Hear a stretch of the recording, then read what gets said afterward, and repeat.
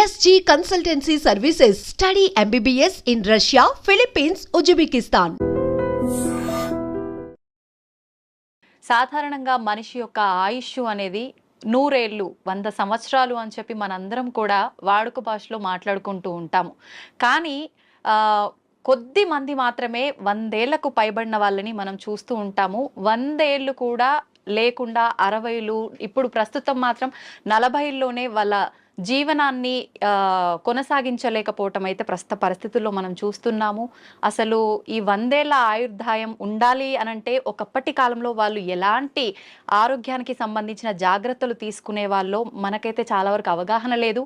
కానీ ప్రస్తుతం నాతో పాటు ఉన్నారు స్వామీజీ. వారు 109 సంవత్సరాలు వారి జీవనాన్ని కొనసాగిస్తూ ఉన్నారు. చాలా ఆరోగ్యంగా కూడా ఉన్నారు. అసలు ఇది ఎలా సాధ్యపడింది అంటే వారు చేసే ధ్యాన సాధన వల్లే సాధ్యపడిందని అయితే చెప్పొచ్చు. ఇప్పుడు స్వామి వారితో మాట్లాడి ఆ డీటెయిల్స్ అన్ని కూడా మనం క్లియర్గా తెలుసుకునే ప్రయత్నం అయితే చేద్దాం. నమస్కారం స్వామీజీ. హరి ఓం. స్వామీజీ 109 సంవత్సరాలు అంటే మామూలు విషయం కాదు. నేనైతే ఫస్ట్ టైం చూస్తున్నా. నిజంగా మీకు ధన్యవాదాలు స్వామీజీ. ఇప్పుడు ప్రస్తుతం ఉన్న సమాజంలో రకరకాల ఆరోగ్య సమస్యలు, ఎంత ఆరోగ్యంగా ఉన్న వాళ్ళైనా 40-60కి మించి వాళ్ళ జీవనం కొనసాగించే వాళ్ళ సంఖ్య చాలా తక్కువగా ఉంటుంది. అసలు ఎలా సాధ్యపడుతుంది స్వామీజీ? ధ్యానం చేయడం వల్ల ఆయుర్దాయం అనేది పెరిగే అవకాశం ఉంటుందా? గం గణపతియే నమః, ఐం సరస్వతియే నమః, శ్రీ గురుభ్యో నమః. మా గురుగారైనటువంటి మహంత్ హిమాలయ గిరిజీ మహారాజ్ వారి పాదపద్మంలోని మనసులో స్మరించుకొని వీక్షిస్తున్న టీవీ ప్రేక్షకులకు శుభము మంగళము జరగాలని కోరుకుంటూ, మనిషి ఆయురార్థం మనిషి చేతిలోనే ఉంది. బ్రహ్మ ఏదో రాశాడు అంటారు, ఎక్స్పైరీ డేటు, డిస్పాచ్ డేటు అని. అది ఒక విధంగా కరెక్ట్ అయినప్పటికీ దాన్ని మార్చుకోగలిగిన శక్తి కూడా ఆ పరమాత్ముడే యోగము అనే దాని మీద మనకి ఇచ్చాడు. ఒక యోగ సాధన, సిస్టమేటికల్ లైఫ్, ఏ టైంలో ఏం తినాలా, ఎంత తినాలా, ఆ పద్ధతులన్నీ ఉండి ఒక గురువు నేర్పించినాడు. ఆ నేర్పించిన సిస్టమ్ ఈ రోజు వరకు తూచా తప్పకుండా పాటిస్తూ ఉంటే 109 కర్మ ఇంకా ఎన్నాళ్ళైనా బతకవచ్చు. మీకు అందరికి బాగా తెలిసి ఉంటుంది, ఒక 2 ఏళ్ల కింద పద్మశ్రీ అవార్డులు ఇచ్చినప్పుడు శివానంద అనే ఒక యోగా మాస్టర్ సరస్వతి ఘాట్ దగ్గర ఉంటాడు కాశీలో. ఈ రోజుకు యోగా నడుపుతున్నాడు ఆయన. ఆ యోగా చేస్తాడు. He's 124 years on the day which he's taking award. తీసుకున్నప్పుడు ఆయనకు 123, ఇప్పుడు 125. మీ లోపల ఇక్కడ లౌకికంలో తిరుగుతున్న వాళ్ళలో ఆయన మీకు కనపడతాడు. మహామహా యోగులు కొంతమంది వాళ్ళ వయసు ఇంత అని వాళ్ళకు తెలీదు, వాళ్ళ డిసిపుల్స్ కూడా తెలియదు. మరి హిమాలయాలలో ఉండి తపస్సులు చేసుకుంటున్న వాళ్ళు అట్లే ఉన్నారు. సో ఈ ఏజ్ను, ఈ కట్టెను, ఉపాధిని కాపాడుకునే రహస్యాలు గురువు ద్వారా వస్తాయి. ఆ గురువు చెప్పింది తూచా తప్పక చేసినప్పుడే అది స్టాండర్డ్గా ఉంటాయి. కానీ గురువు చెప్పాడు నేను చేయలేదు అంటే ఏం లేదు. మనకు ప్రాక్టికల్గా కావాల్సినంత ఉంది. వేదాలు, ఉపనిషత్తులు, పురాణాలు ఇన్ని ఉన్నాయి. కానీ ప్రాక్టికల్, థియరాటికల్ 112 ఉంది. ప్రాక్టికల్ ఎవరు చేస్తాడో వాడు ఇట్లా ఉంటాడు. ఓకే, అంటే ఇలా చేసిన వాళ్ళకి ఖచ్చితంగా సాధ్యపడుతుంది. ఎవరైనా బతికేది 120 ఏళ్ళ ఆయురార్థం అనేది పరమాత్ముడు ఇచ్చింది. మనంతకు మనమే ఒక 20 ఏళ్ళు పోగొట్టుకుంటున్నాం. ఎట్లా అంటే పెద్దవాళ్ళ దగ్గరికి పోయి మనం నమస్తే పెడితే ఆయన శతమానం భవతి అంటాడు. 120 ఏళ్ళు భవతి అనడం లేదు. అక్కడే 120 ఏళ్ళు పోయింది. ఈ ఉన్న 100 ఏళ్లలో 50 ఏళ్ళు నిద్ర, 15-16 ఏళ్ల వరకు ఏమీ తెలియని బాల్యం, 80-90 వచ్చినప్పటి నుంచి నట్టుబోట్లు లూజ్ అయ్యి అదొక 10 ఏళ్ళు. 100 ఏళ్ళు బతికినా దాంట్లో వాడు నిజమైన బతుకు 15-20 ఏళ్ళు మాత్రమే. ఎవరికి నచ్చినట్టు మళ్ళీ దాంట్లో అక్కడికి యాత్రలు, ఇక్కడికి ప్రయాణాలు, ట్రాన్స్పోర్ట్, టీవీలు చూడాలు, సినిమాలకు పోవడాలు, ఆ గంటలంతా తీసేస్తే అది ఒక 5-6 గంటలు. అది నిజమైన మనిషి బతుకు ఎట్లా ఉండాలా అనేది అక్కడ ఉంది. ఎంతసేపు నిద్రపోవాలా, ఎంతసేపు మేలుకోవాలా. పెద్దలు అంటారు దిన్ దియా కామ్ కర్నేకి లియే, రాత్ దియా సోనేకి లియే అని. పగలు పని చేసుకునేకి ఇచ్చాడు, రాత్రి నిద్రపోయేకి ఇచ్చాడు. మనం ప్రకృతికి విరుద్ధంగా రాత్రి అంతా 11-12 వరకు మేలుకుంటున్నాం. సూర్యోదయాన్ని చూడకుండా సూర్యోదయం అయినాక లేస్తాం, కరెక్ట్. అప్పుడు లేచి స్నానాలు చేస్తాం. మన పూర్వీకులు మనకు చెప్పింది బ్రహ్మ ముహూర్త స్నానం, అది దేవతల స్నానం. సరే నీకు అది వీలు కాలేదు, 4:30కి చేయి ఋషుల స్నానం, 5:30కి చేయి మనుషుల స్నానం, సూర్యుడు బయటికి వచ్చినాక చేసే స్నానం రాక్షస స్నానం. అంత సిస్టమ్ ఎందుకు పెట్టినారు? Early to bed, early to get up. 9-10 బజేకు సోజావు, 9-10 గంటలకు నిద్రపోండి, 3 గంటల వరకు 5:30-6 గంటల నిద్ర ఒక మనిషికి అది చాలు, సరిపోతుంది. మనం అట్లా చేయడం లేదు. రాత్రి 11-12 వరకు మేల్కొని పొద్దున 7 గంటలకు లేస్తూ ఉన్నాం. సో అక్కడ కొంచెం దెబ్బ. రెండవది తినే ఆహార పదార్థాలు. ఒకప్పుడు ఏ ఎరువులు వేయకుండా పండించేవాళ్ళు. 6 నెలలు 7 నెలలకు కానీ కోతకు వచ్చేది కాదు ధాన్, గోధుమలు కానీ రైస్ కానీ. ఇప్పుడు 3 నెలలు 2 నెలలకి వచ్చేదానికి చేసేస్తూ ఉంటారు ఆర్టిఫిషియల్ ఎరువులు వేసి. సో దాంట్లో శక్తి బలము ఉండడం లేదు. ఆ తినే విధానం కూడా హైయెస్ట్ బాయిలింగ్ చేసి తింటాను. జబ్బులు మూల కారణం అది. పరమాత్ముడు సృష్టించిన 84 లక్షల జీవరాశుల్లో ఏది కూడా ఉడికించి తినడం లేదు, ఫ్రిడ్జుల్లో పెట్టుకోవడం లేదు. అవి హ్యాపీగా ఉన్నాయి, కంటద్దాలు పెట్టుకోవడం లేదు, చౌట్ మిషన్ పెట్టుకోవడం లేదు. మనం పెట్టుకుంటున్నాం. కరెంట్ ఆ ఫుడ్కు వ్యతిరేకం. సహజ ఆహారం ఋషులు మునులు అంతా కందమూలాలు, పండ్లు, ఫలాలు. పరమాత్ముడు ఏది న్యాచురల్గా ఇచ్చినాడో అప్పటికది తినేస్తారు. మళ్ళీ సాయంత్రానికి రేపటికి అని దాచిపెట్టుకోవడం కూడా లేదు. ఓకే, ఎప్పుడు తప్పుడే. ఒకసారి చెట్టు నుంచి కట్ అయితే 3.5 అవర్స్లో తాను తిన్నప్పుడు ఆ చెట్టుకు దానికి కనెక్టివిటీ పవర్ ఉంటుంది. ఆ ఫలము శక్తివంతంగా ఉంటుంది. దాన్ని మనం ఫ్రిడ్జ్లో పెట్టేసి స్టాక్ పెట్టుకొని ఎప్పుడెప్పుడో తింటాం. ఆ చెట్టు కనెక్టివిటీ ఆ పండులో నుంచి పోతుంది. పండు రుచి ఉంటుంది, శక్తి తగ్గిపోతుంది.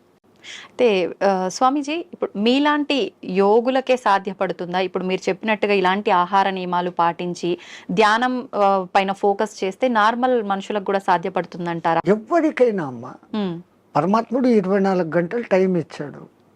23 గంటలు మీ నిద్ర, మీ లౌకిక వ్యవహారాలు అన్నీ చూసుకోండి, ఎంజాయ్ చేయండి.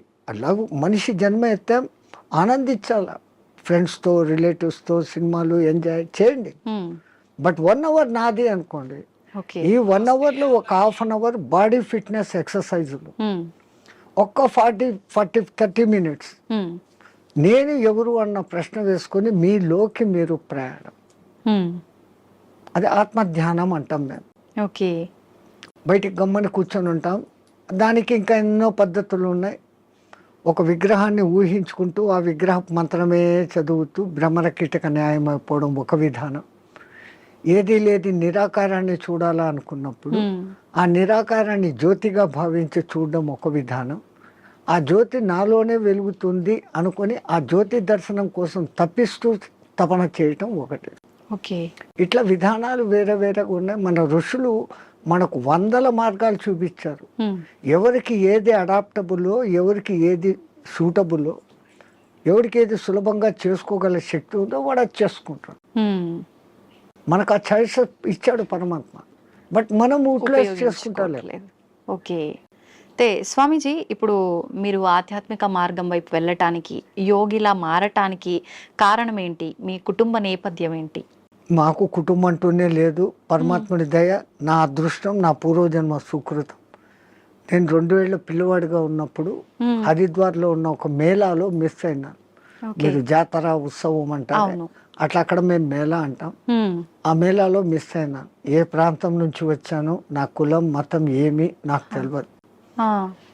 బై మిస్టేక్ తప్పిపోయినానో, మా తల్లిదండ్రులకు బరువై నన్ను వదిలిపెట్టారో, ఏ కారణమైనా నాకేదో పూర్వజన్మ పుణ్యం ఉండబట్టి మా గురువు గారు అనే మహంత్ హిమాలయ గిరిజీ మహారాజ్ వారు తన స్థానం రుద్రప్రయాగ నుంచి ఆ మేళాకు వచ్చి ఉండి నన్ను చూసి చేరదీశారు. ఆయనే విద్యాబుద్ధులు చెప్పించారు. ఆ తర్వాత ఆయన దగ్గరనే 7.5 ఏళ్ళు శిష్యరికం చేసిన తర్వాత, డిగ్రీ అయిపోయిన తర్వాత ఆ మహానుభావుడు ఆ 7.5 సంవత్సరాలలో ఈ కుండలిని విద్య, యోగము, పురాణాలు, ఇతిహాసాలు, వేదము, ఈ సాధనలు చెప్పి ధర్మ ప్రచారం నీ కర్తవ్యం. దేశం ఎట్లుందో తెలుసుకోవాలంటే ముందు పాదయాత్రతో దేశమంతా తిరిగిరా, చార్ధామ్ దర్శన్ అన్నారు. బడా చార్ధామ్ అని ఒకటి, చిన్న చార్ధామ్ అని రెండు ఉన్నాయి. బద్రీ, కేదార్, గంగోత్రి అనేది చార్ధామ్ చోట. బడాది బద్రీ నుంచి పూరి జగన్నాథ్, రామేశ్వరం, ద్వారకా. ద్వారకా నుంచి స్వస్థానం అంటే ఒక్క కాశ్మీర్ విడిచిపెట్టి మిగతా మన దేశం అంతా ఒక చక్కర కొడతాం. ఈ పవిత్ర భారతదేశంలో ఎన్ని సాంప్రదాయాలు ఉన్నాయి, ఎంతమంది ఆహారపు అలవాట్లు ఉన్నాయి, ఎన్ని వాతావరణ పద్ధతులు ఉన్నాయి. ఈ ఉపాధికి అవన్నీ అకష్టం కావాలా. నాకు ఇదే కావాలా అన్నవాడు సన్యాసి కాదు. నాకు అన్న మాట వచ్చిందంటే నేను నీ దగ్గర అన్ని వదిలిపెట్టినానన్న మాటకు విరుద్ధం. సర్వం న్యాసం, నీ దగ్గర నేను పెట్టేశాను, నీవు నేను తప్ప ఏమీ లేదు అనేది సన్యాసం. మరి అటువంటిప్పుడు మళ్ళీ నాకు ఇది కావాలా, నాకు చపాతీలే కావాలా, నాకు ఏసీ రూమే కావాలా, ఇవన్నీ విరుద్ధం. సో ఈ విరుద్ధతకు ముందు ఈ శరీరాన్ని తయారు చేసేదానికి గురువులు ఆ సాధనలు నేర్పిస్తారు. పంచాగ్ని విద్య అని, జల ఉపన్యాసం అని, ఇట్లాంటి కొన్ని ఉంటాయి. అవి నేర్పటం మూలంగా చలి, ఎండా, వానలకు ఈ శరీరం తట్టుకునే స్థితికి వస్తుంది. అలాగే ఆహారం విషయంలో 11-12 రోజులు తినకుండా కూడా అదే శక్తిగా ఉండే సాధన కొన్ని మంత్రాల మూలంగా ఇన్నర్ శక్తిని పెంచుకునే. మన చుట్టూ ఉన్న శక్తినే మనం దాన్ని పట్టుకోగలగడం. ఆ సాధనలు వాళ్ళు నేర్పిస్తున్నారు, దాన్ని చేసుకుంటూ పోతున్నాం. అట్లా అని తిండి లేకుండా ఉండాలా అని దాన్ని ప్రయోగించకూడదు. అత్యవసర పరిస్థితుల్లో శక్తులు ఉన్నాయని అది దుర్మార్గానికో స్వ అవసరానికో వాడుకోకూడదు. అత్యవసర పరిస్థితి ఇంకోని రక్షణకు, అప్పుడు దాన్ని వాడుకోవచ్చు. మనకు ఆహారం దొరకనప్పుడు అది చేయొచ్చు. అదొక ప్రదర్శనగా చేసినప్పుడు ఆ విద్య వాడి నుంచి పోతుంది. అంటే అది మీకు మీరుగానే చేసుకోవచ్చా స్వామీజీ? వేరే వాళ్ళ పైన కూడా మీరు అలా ఎవరికైనా చేయొచ్చు. ఇప్పుడు చాంద్రాయణ వ్రతము అని ఉంటుంది, అది అందరికీ తెలిసిందే. మొదట ఒక పౌర్ణమి రోజు మగలంతా ఉపవాసం ఉండనిచ్చి చంద్రోదయం అయిన తర్వాత బాగా 15 పిడికిళ్ళ రొట్టె ముక్కలు, దానికి అవసరమైన 2 రకాల సబ్జీ, దాల్, పెరుగు, నెయ్యి, బెల్లము అన్నీ పెడతారు. అసలు సామాన్యంగా ఒక మానవుడు అంత తినలేడు, అంత పెడతారు. ఆ తర్వాత చంద్రకళలు ఎట్లెట్లా తగ్గుతాయో ఒక్కొక్క ముఠి తగ్గిపోతా పిడికెడు తగ్గిపోతా వస్తుంది. అమావాస్యకు ముందు దినం ఒకే పిడికెడు ఉంటుంది, అమావాస్య పొద్దు ఏమీ ఉండదు. ఫస్ట్ 15 days అన్టాలరేటబుల్, మనిషికి అలవాటు కాదు. మళ్ళీ ఒక్కొక్క పిడికెడు పెంచుకుంటూ పౌర్ణమికి మళ్ళీ 16 ముద్దల భోజనం, మళ్ళీ రెడ్యూస్, మళ్ళీ డెవలప్, మళ్ళీ రెడ్యూస్, ఇట్లా చేస్తారు. మొదట్లో మాకు కూడా చాలా బాధ అనిపించి మా గురువు గారితో అడిగాం, ఇట్లా కొంచెం కొంచెం చంపే బదులు ఒకటేసారి చంపేయచ్చు కదా పబ్లిక్. ఆయన అన్నాడు, రే ఈ పాపీ పేట్, ఈ పొట్ట ఇట్లా జానడు ఇట్లా జానడు. ప్రపంచంలో ఎంత పెద్ద గుంతనైనా రోజు 3 పిడికెళ్ళు మన్ను వేస్తే 10 ఏళ్లకో 20 ఏళ్లకో నిండిపోతుంది. ఈ పొట్టకు 4 సార్లు 5 సార్లు వేసినా నిండదు.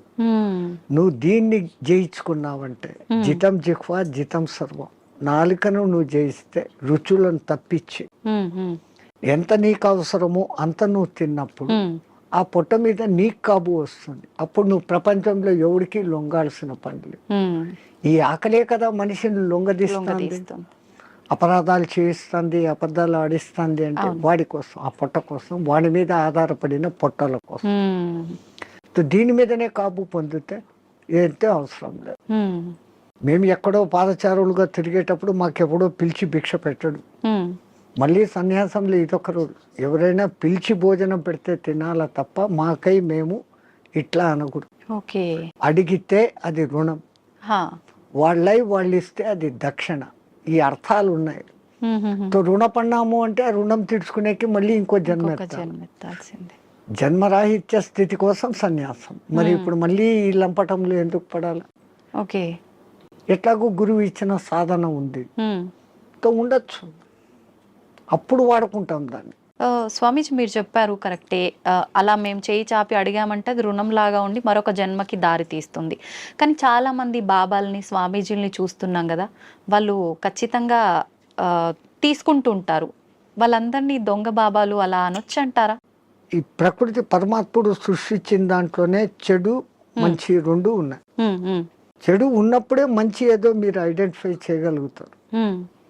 బాగా ఎండలో తిరిగేసి వచ్చారు, మీ ఇంట్లో కూర్చొని ఫ్యాన్ ఆన్ చేశారు, ఆ చల్లగాలి ఆహా అంటున్నారు.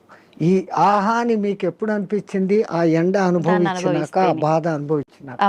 అది లేకపోతే మీరు జీవితాంతం ఫ్యాన్ కిందనే ఉన్నప్పుడు ఈ ఫ్యాన్ నాకు సుఖం ఇస్తుంది అన్న గుర్తింపు మీకు రాదు. సో సుఖాన్ని మీరే గుర్తింపు చేసుకుంటున్నారు.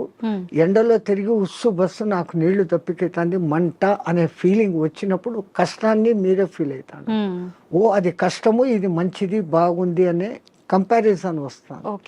అట్లా లోకంలో వేరే రకాలు ఉంటారు. ఇంకోళ్ళను మనం విమర్శన దృష్టిలో మేము చూడం. అతను దృష్టిపథం ఎట్లాడుతూ కొంతమంది ఉంటారు, మీ కర్మను తొలగించాలంటే మీ దగ్గర నుంచి ఏదో ఒకటి తీసుకున్నప్పుడు మీ తీసుకోవడం బాహ్యంగా ఉన్నా దాని వెనకల మీ కర్మను లాగలిగిన గొప్ప వాళ్ళు ఉంటే ఆ పని చేస్తారు. ఇంకా కేవలం బతుకు తెరువు కోసం ఈ బట్టలు వేసుకొని తిది తింటున్నాం చేస్తున్నాం అనే వాళ్ళు ఉన్నారు లోకం. కానీ నే మట్టుకు నా వరకు అసలు నేను అందరికీ చెప్పేస్తా, ఇంకోటి నువ్వు విమర్శించకు, కంపేర్ చేసుకోకు. నీ కర్తవ్యం నువ్వు చేసుకుంటావు, నీ గురువు నీకేం చెప్పాడో అది చేసుకుంటావు. కంపారిజన్ లోకి పోతే ప్రపంచమంతా ఇంకా సమస్యలే. స్వామీజీ, క్రియాకుండలి అంటుంటారు, ఇది ఒక విద్యనా? ఇది నేర్చుకోవటం వల్ల ఎటువంటి మార్పులు గమనించవచ్చు అంటారు? యోగం అంటేనే కలయిక. విడిపోయాం పరమాత్మ నుంచి, మళ్ళీ పరమాత్మతో కలవాలా అనుకోవడమే యోగం. ఆ ఒక్క యోగ సాధనకు మన పూర్వీకులు అనేకంగా క్రియాయోగం అని, కర్మయోగం అని, భక్తి యోగం అని, జ్ఞానయోగం అని, కుండలిని యోగం అని, హఠయోగం అని, క్రియాయోగం అని, నాదయోగం అని, స్వరయోగం అని. స్వరయోగం అంటే ముక్కుల ద్వారా గాలి ఎటుపోతుంది ఎటు వస్తుంది అని ఇన్ని రకాలు ఉన్నాయి. అది కూడా మనకు ఇవ్వబడిన చాయిసెస్. నీకు దేంట్లో నిష్ణాతత వరకు పోగలుగుతావు. ఇప్పుడు స్టడీస్లో తీసుకుంటే బిఏ అయినాక ఎంఏ, ఎంఏ అయినాక ఎంఫిల్, ఏమో అంతతో నువ్వు దాంట్లో పర్ఫెక్ట్. సో దీంట్లో కూడా ఫండమెంటల్స్ నుంచి ఆ స్థాయికి నువ్వు పోగలిగినప్పుడు యూ విల్ అచీవ్. ఎవరైనా కానీ అచీవ్ కావచ్చు, చాయిసెస్. అట్లాంటి దాంట్లో ఈ క్రియాయోగం అనేది ఒకప్పుడు వైదిక కాలంలో ఉండేది, మధ్యలో లుప్తం అయిపోయాయి. ఆ లుప్తమైపోయిన దానికి మనుషులకు తిరిగి అందించాలని దాని మూల పురుషుడైన మహావతార్ బాబా ఒక మహానుభావుడిని ఎన్నుకొని అతని మాధ్యమంగా చేసుకొని కొన్ని వేల గ్యాప్ మధ్యలో తర్వాత మళ్ళీ ఆయన ద్వారా ప్రచారంలోకి తీసుకొని వచ్చారు. ఆయన తీసుకొని వచ్చిన వాళ్ళలో క్రియాయోగం చేస్తే ఫలితం ఇట్లుంటుంది అని లోకానికి చూపించినోడు ఒక యోగి ఆత్మకథ రాసినాడు కదా పరమానంద. ఆయన డెడ్ బాడీ 15 రోజుల వరకు చెడలేదు. అది యోగి శక్తి. క్రియాయోగం చేస్తే క్రియాయోగం చేస్తే దాంట్లో చేయాల్సిన దాంట్లో కఠినతరమైన సాధన ఏమంటే ఖేచరీ ముద్ర. ఈ నాలుకను వెనకకు మడిచి చిన్న నాలుకను ఉండే దాని వెనకకు పెట్టి నాసికా రంధ్రాలను క్లోజ్ చేస్తూ సాధన చేసినప్పుడు ఆ చిన్న నాలుక బ్రహ్మ మన మైండ్లో నుంచి ఒక రసం ఊరి ఒక డ్రాప్ పడుతుంది. అది అన్నాహారాలకు నీటి దప్పికలను కానివ్వకుండా చేయటమే కాకుండా ఈశ్వరానుసంధాన శక్తిని కలగజేస్తుంది. బ్రహ్మరంధ్రం యాక్టివేట్ అయ్యేటట్టు చేస్తుంది. షట్చక్రాలు యాక్టివ్గా ఉండేదానికి కారణభూతమైంది. షట్చక్రాలు ఎప్పుడు యాక్టివ్గా ఉంటాయో ఆ షట్చక్రాలు నియంత్రిస్తున్న ఇన్నర్ ఆర్గాన్స్ అన్ని యాక్టివేట్. దేహం ఆరోగ్యంగా ఉంటుంది, మనసు ఆరోగ్యంగా ఉంటుంది, ఆత్మ ఆనంద స్థితిలో ఉంటుంది. ఈ సాధన చేయడానికి ఎంత కాలం పడుతుంది స్వామీజీ? చాలా కష్టంతో కూడుకున్నదే కదా. దాన్ని బలవంతంగా ఆ నాలుకను సాగదీస్తూ వెనకున్న నరాన్ని కట్ చేసి లోపలికి తోసుకుంటూ తిప్పల పడేదానికే 3-4 ఏళ్ళు అవుతుంది. అది బలవంతంగా చేసింది. పూర్వజన్మ సుకృతం ఉన్నప్పుడు, ఆ గురు కటాక్షం ఉన్నప్పుడు అది సహజంగా వెనక్కి వెళ్ళిపోతుంది. అది ఎవరికి ప్రాప్తతో వాళ్ళకే. ప్రతి ఒక్కటి ఎవడు చేయాలంటే, మనమంతా ధీరుబాని అంబాయిలు కాలేమే. మన దేశంలోనే పుట్టాడు ఆయన, మన ఎదురుగానే పెరిగాడు, ఈ పొద్దు కోట్ల ఆస్తి, మనం లేదు. అవును.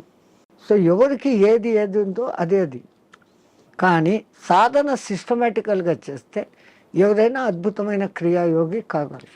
ఇప్పుడు మీరు కూడా ఈ విద్యను నేర్చుకున్నారు కదా స్వామీజీ, మీకు ఎంతకాలం మాకు నేర్పించింది మా గురువు గారు కుండలిని విద్య. కుండలిని విద్య.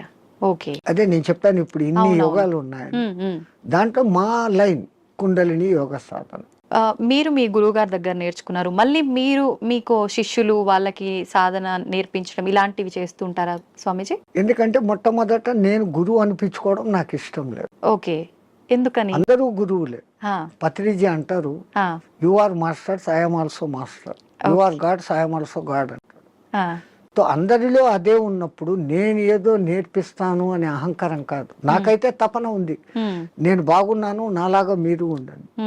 కానీ ఆ చేసే ప్రాసెస్ అందరూ అట్లా చేయలేరు. ఆ క్రియలు ఉంటాయి, క్రియల తర్వాత 3 బంధాలు అనేవి ఉంటాయి, పూరక కుంభక రేచకాలు అనేది ఉంటాయి.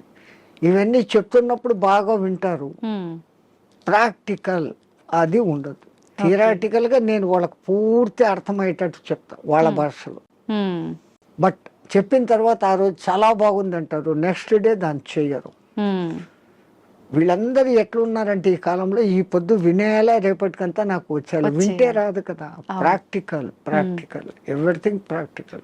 ఓకే స్వామీజీ, మీరు ఇన్ని సంవత్సరాలుగా రకరకాల మార్పులు సమాజంలో గాని మనుషుల్లో గాని చూస్తూ వచ్చారు కదా, ప్రత్యేకించి చెప్పాలి అనంటే ఎక్కువగా మార్పు చెందిన విషయాలు ఏంటి? స్వాతంత్రం రాకముందే చాలా బాగుండిందమ్మ దేశం. ఇంత క్రూరత అనేది అప్పట్లేదు. అప్పుడు వాళ్ళ పోలీసింగ్ చాలా తక్కువ అయినా బ్రిటిష్ వాళ్ళు పద్ధతిగా ఉన్నారు. కానీ వాళ్ళది వాళ్ళు ప్రచారం చేసుకునేకి మన గురుకుల వ్యవస్థను ధ్వంసం చేసి ఈ ఇంగ్లీష్ ఏబిసి కాన్వెంట్లు పెట్టారు. అవును. సో వాళ్ళ ప్లాన్ మన సంస్కృతిని ధ్వంసం చేస్తే మనం పోతాము. కానీ మన సనాతన ధర్మ సంస్కృతి అజరామరం, ఎవడు దాన్ని ఏమీ చేయలేదు. 1000 ఏళ్ళు ప్రయత్నం చేశాడు ముస్లిమ్స్, కాలేదు. 400-500 చేసిన బ్రిటిష్ వాళ్ళ చేత కాలేదు. ఈ పొద్దుకు అది అజరామరంగా ఉంది. ఎందుకంటే మనది గురు శిష్య పరంపర, అది ఎక్కడా పోదు.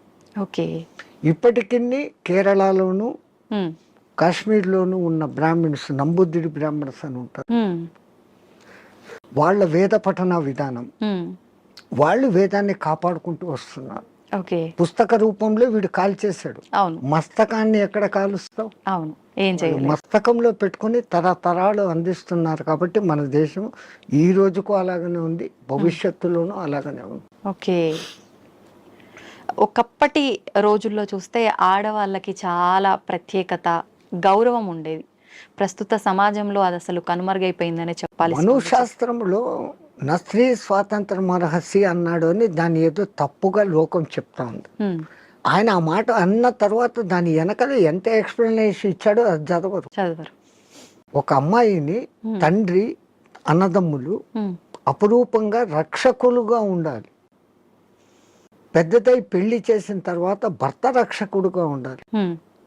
తనకు వయసు పెద్దదైనప్పుడు సంతానము తల్లిని అపురూపంగా చూసుకోవాలి అని ఆయన చెప్తూ, ఇంతమంది ప్రొటెక్షన్ లో ఉండే ఆమెకు వేరేగా స్వాతంత్రం అవసరం లేదు అన్న మాట అంటే, దాన్ని మనం మిస్అండర్స్టాండ్ చేసుకొని ఆ స్త్రీలకు స్వాతంత్రం లేకుండా చేశారు, మీ సంస్కృతి వెస్ట్, మేము చూడు ఎంత ఫ్రీనెస్ గా ఉన్నాము అని. ఫ్రీనెస్ గా ఉండి 3 రోజులకు ఒకసారి విడాకులు తీసుకుంటున్నారు.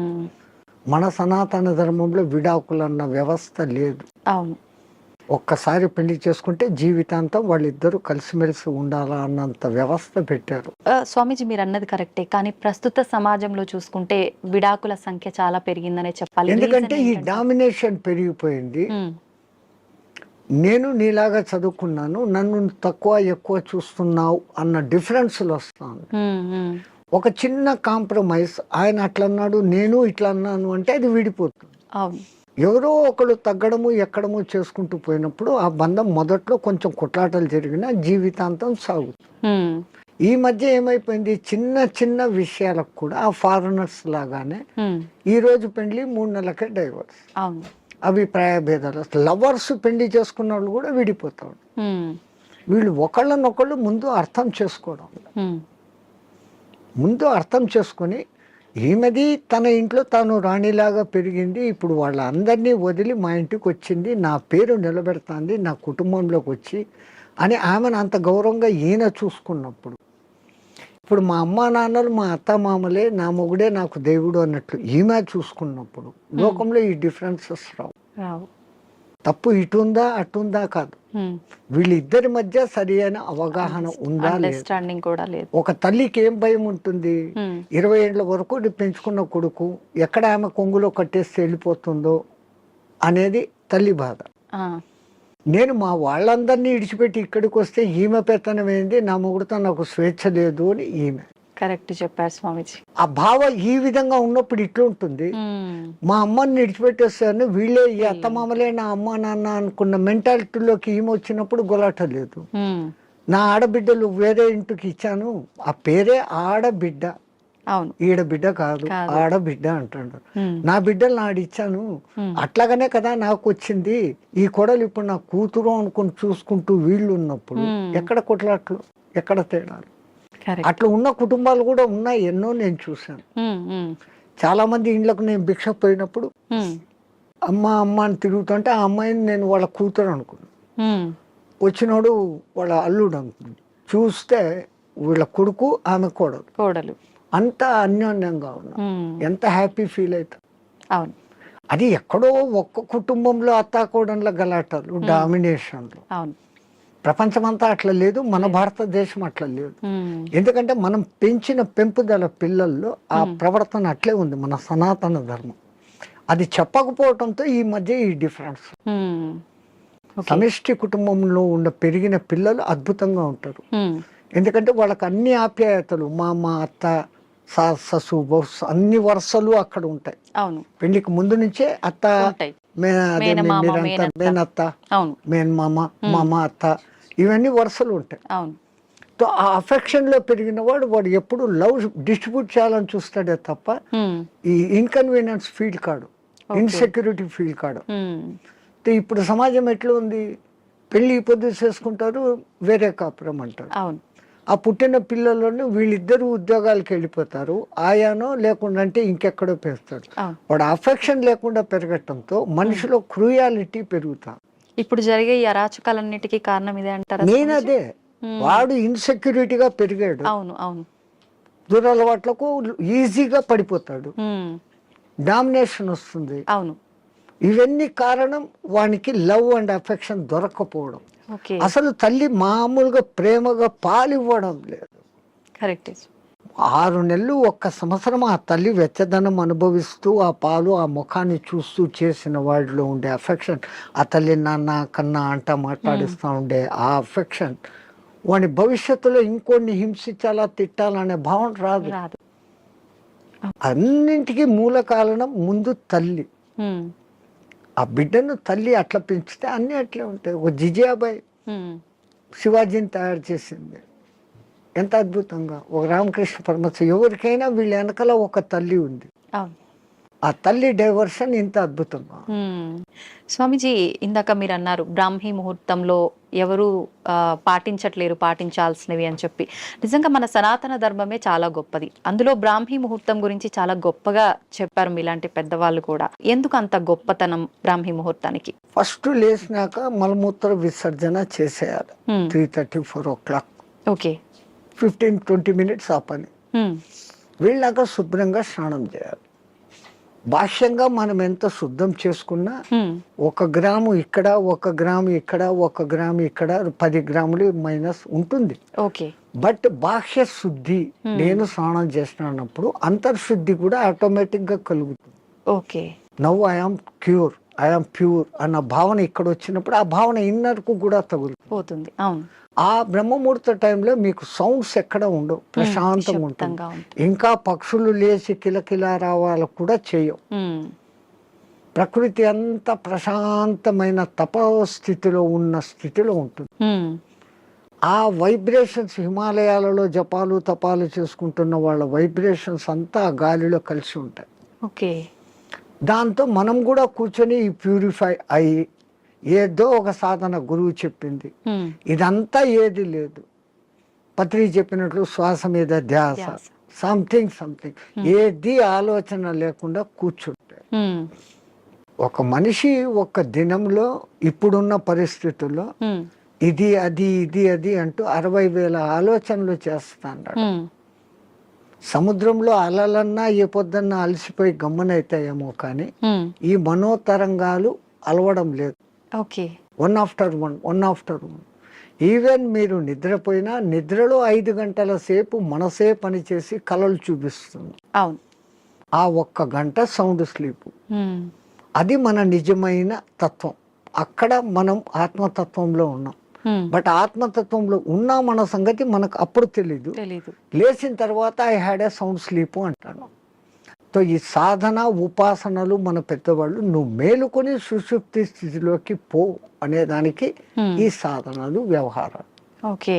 అయితే ఇప్పుడు సాధనలు ఇవన్నీ చేయలేని వాళ్ళు, నార్మల్ వాళ్ళు ఇప్పుడు బ్రహ్మీ ముహూర్తంలో ఇలాంటి పనులు చేయాలి, అలాంటి పనులు చేయాలి, అసలు కరెక్ట్ బ్రహ్మీ ముహూర్తం అంటే ఏ సమయం నుంచి ఏ సమయం వరకు? అదే చెప్పాను కదా, 3 to 3:45 దేవతల టైం. ఓకే. 3:45 to 4:45 ఋషుల టైం. 4:45 to 5:45 మానవుల టైం. ఓకే. ఆఫ్టర్ దట్ రాక్షసుల టైం అన్నట్టు. ఇప్పుడు ప్రతి ఒక్కరూ రాక్షసుల టైంలోనే అన్ని స్నానాలు. సూర్యోదయం అప్పుడు ఆ అరుణ కిరణాలు అని వస్తాయి కదా, దాంట్లో ఎన్నో రకాల మనకు ఆరోగ్యాన్ని ఉత్తేజాన్ని కలిగించే వేవ్స్ ఉంటాయి. అల్ట్రావైలెట్, ఇన్ఫ్రారెడ్, ఎలక్ట్రోమాగ్నెటిక్, దానికి ఏమో ఇప్పుడు ఈ పేర్లన్నీ పెట్టారు. అప్పుడు సూర్యుని 7 వర్ణాలకు కలుపుకొని దాంట్లో తెలుపులో 7 వర్ణాలు ఉన్నాయని మన వాళ్ళు గుర్తించి చేస్తాను ఆ సాధన, వర్ణ సాధన. ఇప్పుడు అదే కలర్ థెరపీ అని మళ్ళీ బయటకు వచ్చింది. రంగు బాటళ్ళలో నీళ్లు పెట్టి సూర్యుడి దగ్గర పెట్టి బయట ఎండలో 7 రోజులు అట్లా పెట్టిన నీళ్లు తాగితే ఆ కలర్ కు సంబంధించిన జబ్బు ఉన్న వాళ్ళకి క్యూర్ అవుతారు. ఒక్క సూర్యుడు ఆరోగ్య ప్రదాత అని మన వాళ్ళు చెప్పారు. దాంట్లో నుంచే ఇన్ని వస్తున్నాయి. ఇప్పుడు మన భూమి మీద పెరుగుతున్న మూలికలు అన్నీ పెరుగుతున్నాయంటే సూర్యుడు ఆధారం. నైట్ పూట తన సూర్యకిరణాలనే చంద్రుని మీదకి పంపించి అక్కడి నుంచి రిఫ్లెక్ట్ అయ్యి అదే ఔషధులకు శక్తిని ఇస్తున్నాడు సర్కిట్. ఓకే. సో అందుకే మన పూర్వీకులు గుర్తించి ఆరోగ్యం భాస్కరాది చేత అన్నారు. ఆరోగ్యం సూర్యుని చేతిలో ఉంది. ఓకే. స్వామిజీ, ప్రాణాయామం ఇది చేసే వాళ్ళు ఎక్కువ కాలం జీవించే అవకాశం ఉంటుందంటారు కదా? 100%. పూర్వీకులు చెప్పిన లెక్క 21,600 రెస్పిరేషన్స్, 21,600 హంస జపం సాధారణంగా ఎవడో చేసేస్తాను ఇన్వాలంటరీ. అప్పుడు ఆ ఊపిరితిత్తులు ఇంతే పని చేస్తుంది. ఇట్లా తీసుకుంటున్నాం, ఇట్లా వదిలేస్తున్నాం. పరమాత్ముడు మనకు ఊపిరితిత్తులు ఇంత పని చేసేకి ఇచ్చాడు. దాంట్లో 10th కాదు కదా, 1% కూడా మనం చేయడం లేదు. తీసుకుంటున్నాం, వదులుతున్నాం. తీసుకున్న గాలిని యూటిలైజ్ చేసుకోవడం లేదు, ఉపయోగించుకోవడం. ఆ దానికి ప్రత్యేకంగా ఈ పూరక కుంభక రేచకాలు అనే ప్రాణాయామ వ్యవస్థ పెద్దవాళ్ళు పెట్టారు. ఓకే. సంపూర్ణంగా ఊపిరితిత్తులు నిండేంతగా దీర్ఘంగా శ్వాస తీసుకొని ముక్కులు మూసేస్తాం. ఓకే. ఆ తర్వాత బలవంతంగా ఆ గాలిని మింగుతున్న ఫీలింగ్ చేసి కడుపులో కూడా గాలి పోతోంది అని చెప్పి మళ్ళీ ఒకసారి ముక్కులు ఓపెన్ చేసి ఇంకొంచెం తీసుకుంటాం. అంత గాలి తీసుకొని మన కెపాసిటీని బట్టి 30 సెకండ్స్ 40 సెకండ్స్తో ఆరంభించి నెలలు సంవత్సరాలు గడిచేసరికి 2 minutes 2.5 minutes వరకు ఆ కుంభకంలో ఉంచినప్పుడు తీసుకున్న గాలి మొత్తం యూటిలైజ్ అయ్యి కణాలు ఇడిచిన కార్బన్ డైఆక్సైడ్ అంతా వచ్చి బయటకు వచ్చేస్తుంది. అది రేచకం. ఈ విధంగా చేయడంలో మనకు శాస్త్రజ్ఞులు, మన ఆ పూర్వీక శాస్త్రజ్ఞులు చెప్పింది ఇడా పింగళ అనేది సూర్య చంద్ర నాడులు. ఒక ముక్కు ద్వారా చల్లని గాలి బాడీలోకి వస్తుంది, ఒక ముక్కు ద్వారా వేడి. శరీరంలో శీతోష్ణాలు సమస్థితిలో ఉండి ఆ రెండింటిని నియంత్రించగలిగినప్పుడు వాయువు ఈ 2 ముక్కులలో కాకుండా మనకున్న 72,000 నాడులలో 11 నాడులు ముఖ్యం. కండ్లకు పోయేది, చెవులకు పోయేది, ముక్కులకు పోయేది.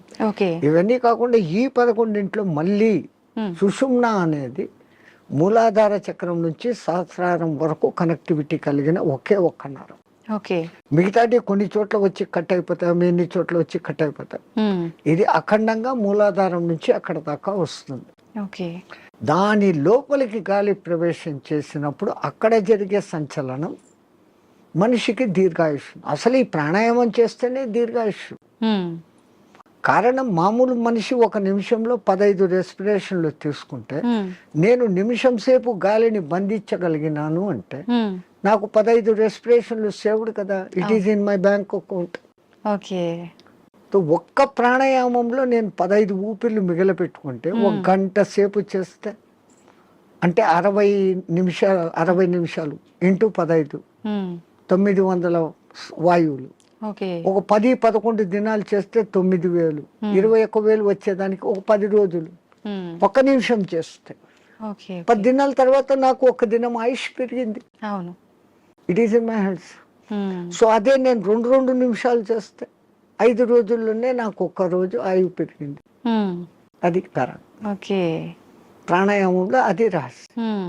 ఇంకా ఈ ప్రాణాయాన్ని ఇంకా బాగా డెవలప్ చేసుకొని ఇడా పింగళలో కాకుండా సుషుమ్నలోకి ప్రవేశం చేస్తూ ఎక్కిస్తూ ఆడిస్తూ ఉన్నప్పుడు ఏదో ఒక దినం మన అదృష్టము, ఆ గురు కటాక్షము, దైవానుగ్రహము ఉండి ఆ గాలి కుండలిని ప్రేరేపిస్తుంది. ఒక్కసారి కుండలిని ప్రేరణ చేసినాక ఈ ఆత్మతత్వం ఏం, సృష్టి రహస్యం ఏం, పరమాత్మ ఏం, నేను ఏం అన్న సంగతి వాడికే తెలిసిపోతుంది. ఇంకా అది బయటికి చెప్పుకునేది కానీ ఆనంద స్థితిలోకి వాడు ఉంటాడు ఆ సాధకుడు. ఇది మామూలు వాళ్ళకి సాధ్యపడుతుందా స్వామీజీ? ఎవరికైనా, పశుపక్షాదులకు కూడా దేవుడు ఆ కుండలిని శక్తి ఇచ్చాడు. ఇప్పుడు మా ఫిజికల్ బాడీ తయారీలో మెదడు, చేతులు, కాళ్ళు, రెక్కలు, ఇంటర్నల్ ఆర్గాన్స్, గుండె, ఊపిరితిత్తులు అని మీకు ఫిజికల్గా ఎట్లా కనపడుతున్నాయో కనపడని అంగాలు, షట్చక్రాలు అనేటివి, నాడులు అనేటివి, అవి విశ్వశక్తి ప్రసారకాలు. నరాలలో రక్త ప్రసరణ, ఆక్సిడేషన్ ఇది జరుగుతుంది. మన వాళ్ళు ఈ 2 రకాలుగా చూశారు. అది వ్యవహారం. అక్కడ ఆ తేడాను గమనించి వాళ్ళు ఆ సాధనాలు చేశారు. మాకు కనపడదు, అది లేదు అనుకుని వాళ్ళ లోకం, ఈ లోకమే, ఈ జన్మే శాశ్వతం అనుకునేది వాళ్ళ సిద్ధాంతం. మనకు జన్మలు ఉన్నాయి అన్నది మన సిద్ధాంతం. ఇప్పుడు చాలా మంది ధ్యానం చేయాలనుకుంటారు కానీ మనసుని నియంత్రించుకోలేకపోతుంటారు. ఏకాగ్రత లోపిస్తూ ఉంటుంది, రకరకాల ఆలోచనలు కదులుతూ ఉంటాయి.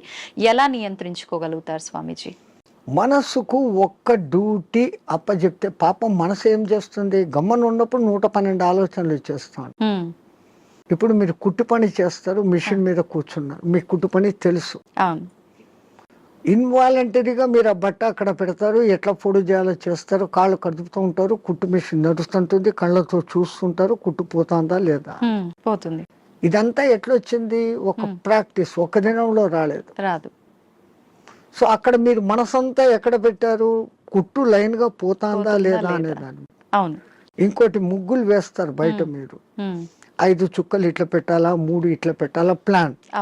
ఈ ఒక్క లైన్ తో అన్నిటినీ ఇట్ట తిప్పి ఇక్కడికి తీసుకుని వస్తారు. మీ ఆంధ్రాలో రథం ముగ్గు అని వేస్తారు, అన్ని చుక్కలను ఒక్క లైన్ తో కలుపుతారు.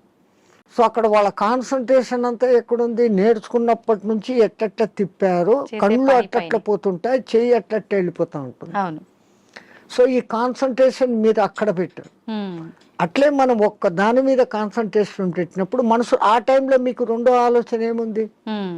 ముగ్గు వేస్తున్నప్పుడు మా మామ అట్లా అన్నాడు, మా కొడుకు ఇక్కడ పోయినాడు, ఇవన్నీ ఆ టైంలో లేదు. టిఫిన్ చేయాలా, అది ఏం నథింగ్. సో అక్కడ ఐడియల్ అయిపోయింది. సో ఒక్క పర్టికులర్ డ్యూటీ మనసుకు అప్పచెప్పతే ఆ మనసు అదే చేస్తాం. అందుకే మన పూర్వీకులు ఒక తమాషా ఎగ్జాంపుల్ చెప్తారు. ఎవరో ఒక ఆయన తపస్సు చేశాడు, దేవుడు ప్రత్యక్షమైతే నా అన్ని పనులు చూసుకునే దానికి ఒక సెక్రటరీని నాకు అపాయింట్ చేయి. వాడు దేవుడే ప్రత్యక్షమైతే వాడు ఇట్లాంటి వరం అడిగాడు. అది కూడా నేను చెప్పంగానే చేసేయాలా అన్నాడు.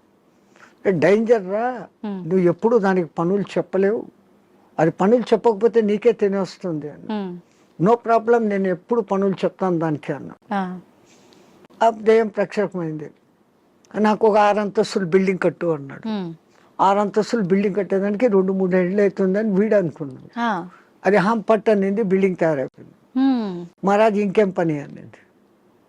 కుక్కర్ కావాలా, ఫ్రిడ్జ్ కావాలా, బెడ్ కావాలా, ఏసీ కావాలా, వీడు ఇట్లా అడుగుతున్నాడు. అక్కడక్కడ అన్ని వచ్చేస్తాను. ఇంక ఏం అడిగేదానికి లేకుండా పోయింది. ఇంకా దానికి పని చెప్పకపోతే వీడి పని పడుతుంది అంతే. అప్పుడు వాడు గురువు దగ్గరికి పోయినాడు. మహారాజ్, బుద్ధి లేక నేను ఇట్లాంటి వరం అడిగినాను, ఇది ఇట్లా చేస్తుంది అనుకోలేదు. What am I to do, క్యా కర్నా మై? అరే ఉస్ బూత్ కో ఇతర లేకే, ఆ దేయాన్ని ఎక్కడికి తా అన్నాడు. అది వచ్చింది. మా గురువు చెప్పిన పని చెయ్యను, దానికి కమాండ్ అన్నా. అది ఇంకోటి మాట, వీడి మాట వినాలి కదా. అవును, వీడు చెప్పినాడు, మా గురువు చెప్పినట్టు చేయన్నా. ఓకే మహారాజ్, గురు మహారాజ్ ఏం చేయమంటారు? అక్కడ ఒక తాటి చెట్టు ఉండేది, దాన్ని ఎక్కువ దిగు అన్నాడు. అది ఈ రోజుకు ఎక్కి దిగుతానే ఉంది. So technique. అవును, అట్లా ఇదే దృష్టి, మనం ధ్యాస, నేను చెట్టు ఎక్కుతున్నాను, ఈ చెట్టులోకి శ్వాస ఎక్కి దిగుతా ఉంది. దాన్ని అబ్జర్వ్ చేస్తూ ఉంటే మీ మనస్సుకు ఇప్పుడు ఇంకా అదే డ్యూటీ. అవును అవును, దానికి రెండో డ్యూటీ లేదు, ఆ దేయానికి రెండో డ్యూటీ, మనసుకు రెండో డ్యూటీ లేదు. ఈ ఎక్కి దిగడం గమనించడం, అదే ప్రాణాయామ ప్రక్రియలో కూడా. దాన్ని మంత్రంతో జోడించి చేస్తే ఇంకా శక్తివంతం. మన బాడీలోని కణకణము మంత్రబద్ధమైతూ ఒకానొక దినానికి ఈ మాంసపిండం మంత్రపిండం కాగలుగుతుంది. మంత్రంతో అనుసంధానం చేస్తారు. మంత్రాలు చదవలేని వాళ్ళు ఉంటారు, మాకు మంత్రాలు ఇష్టం లేదు, మేము మతం కాదు అనేవాళ్ళు. మంత్రం ఎవరికి వాళ్ళు చెప్పుకోవాలా స్వామిజీ, ఉపదేశం తీసుకోవాలా గురువుల దగ్గర నుంచి? అందుకే గురువు అవసరం, గురు బినా విద్యా నహి అని. కొన్నాళ్ళు ఆయన దగ్గర శిష్యరికం చేసినప్పుడు వీడు దేనికి సూటబుల్, నేను ఇచ్చే విద్యను వీడు సద్వినియోగం చేస్తాడా, దుర్వినియోగం చేస్తాడా. అందుకే పాతకాలంలో కొన్నాళ్ళు నా దగ్గర సేవ చేయి అంటాడు. మన మెంటాలిటీ అర్థమైపోయింది. వాడు సిడ్ఫిరా అయితే గనక నేనేం నీ దగ్గర సేవ చేసేది, నాకు ఇంత పైసా ఉంది అంటాడు. ఆ వినయత ముందు మనిషిలో ఉండాలి. ఆయన దగ్గర ఈ పని చేస్తే నాకు మంచి జరుగుతుంది అనే విశ్వాసం ఉండాలి. ఈ రెండు ఉన్నప్పుడు ఆ గురువు గాడిదను చూపించి ఇది దేవుడు, దీన్ని పూజ చేయంటే చేసినప్పుడు ఆ గాడిదలోనే నీకు దేవుడు కనపడుతుంది. పైలా విశ్వాస ప్రథం సోపాన్. విశ్వాసం అనేది అన్నిటికీ మించిన శక్తి. ఇక్కడ ఒకటి అచీవ్ చేయాలనుకున్నప్పుడు దాని మీద నేను చేయగలనా లేదా ముందే డిసిషన్ తీసుకోండి. గురువు ఒక మంత్రం ఇచ్చాడు, ఈ అనుష్ఠానం ఇట్లా చేయాలా, రోజు లేచి ఈ అగ్ని తర్పణాలు చేయాలా, ఇవన్నీ నేను చేయగలనా లేదా అనుకున్నప్పుడు గురుదేవ ఇయ్యండి అనాలి. ఆ మంత్రం తీసేసుకున్నాను, నేను చేసుకోలేదు, దాన్ని చేయాల్సిన రీతిలో చేయకపోయినప్పుడు ఏం ఫలితం? సైకిల్ మోటార్ మీ దగ్గర ఉంది, దానికి పెట్రోల్ పోసేది పని ఉంది కదా. పెట్రోల్ పోకుండా నేను కొనుక్కున్నాను 1,00,000 పెట్టి పోవాలా ఇది అంటే ఎట్లా పోతుంది?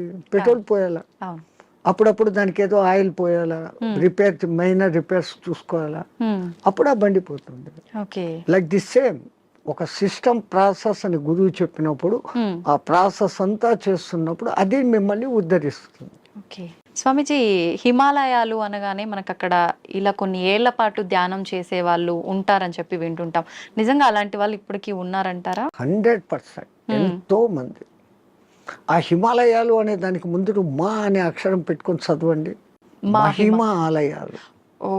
మన దేశం మొత్తంలో చాలా కొద్ది ఆలయాలు ఉన్నాయి. ఆ లయాలు అంటే అందులో లయం. హిమ ఆలయం అంటే హిమములో లయం కావడం. హిమం అంటే ఏంటి? మంచు. నీటికున్న 3-4 లక్షణాలలో ద్రవస్థితి, ఘనస్థితి, ఆవిరి స్థితి, దాని తర్వాత ప్లాస్మా స్థితి. ఇది ఏది కానిది మంచు స్థితి. అది అట్లా నీళ్లు కాదు, ఇట్లా ఘనాకార ఐస్ కాదు. మంచును బాగా ప్రెస్ చేస్తే అప్పుడు మీకు ఐస్ అవుతుంది. ఇది మధ్యస్థ స్థితి. మంచు అంటాం, హిమము అంటాం. నిజంగా దానికి మహిమం. ఓకే. మహిమ కలిగిన పదార్థం. అది అక్కడంతా వ్యాపించి ఉంటుంది. ఆ మంచి చల్లని వాతావరణము, కొన్ని రకాల ఔషధి మొక్కల నుంచి వచ్చే గాలి, మన పూర్వీకులు తపస్సు చేసిన వాళ్ళ యొక్క వైబ్రేషన్స్. ఓకే. దేవతలు కూడా అక్కడ తపస్సు చేశారు, గొప్ప గొప్ప ఋషులు తపస్సు చేశారు, ఇప్పుడు చేస్తున్న వాళ్ళు ఉన్నారు. వాళ్ళ యొక్క వైబ్రేషన్స్ ఆ ఏరియాలో ఉంటాయి కాబట్టి మనం తొందరగా దానికి అకష్టమవుతాం. అందుకని అవి ఎప్పటికీ హిమ ఆలయాలు అందులో లయం అయ్యేదానికి చూపిస్తూ ఉండే మార్గాలు. స్వామీజీ, వాళ్ళు అలా కొన్ని ఏళ్ల పాటు ధ్యానంలో ఉన్నప్పుడు ఆకలి, దప్పికలు, నిద్ర ఏమీ ఉండవు, అలా ధ్యానంలోనే ఉండిపోతారంటారు కదా. అలా ఉండడానికి అంటే వీళ్ళు ఎన్ని ఏళ్ల పాటు వాళ్ళు సాధనమ్మా. ఏది ఇప్పుడు నేను చెప్పాను, ఏది సాధించాలన్నా సాధన. మీ తెలుగులో సింపుల్ పద్యం, సాధనతో పనులు సమకూరు ధరలోన విశ్వదాభిరామ వినోద. సాధన దేనికి కూడా, ఏది చేస్తే కూడా సాధన. స్వామిజీ, మన సనాతన ధర్మంలో ఓంకారానికి చాలా ప్రత్యేకత ఉంది. అది ఓంకారం కాదు, ఔంకారం. మీరు మనం పలకడమే దాన్ని తప్పు పలుకుతున్నాం. మనం మాట్లాడుతున్న ప్రతి మాటల్లో ఎక్కడో ఒక చోట అకారము, ఉకారము, మకారము ఉంటాయి. ఓకే. అకార, ఉకార, మకార, అర్ధమాత్ర ఇది ఓంకార. అర్ధమాత్ర మకారం అన్నాడు, ప్లస్ ఆ. ఓకే. అర్ధమాత్ర అంటే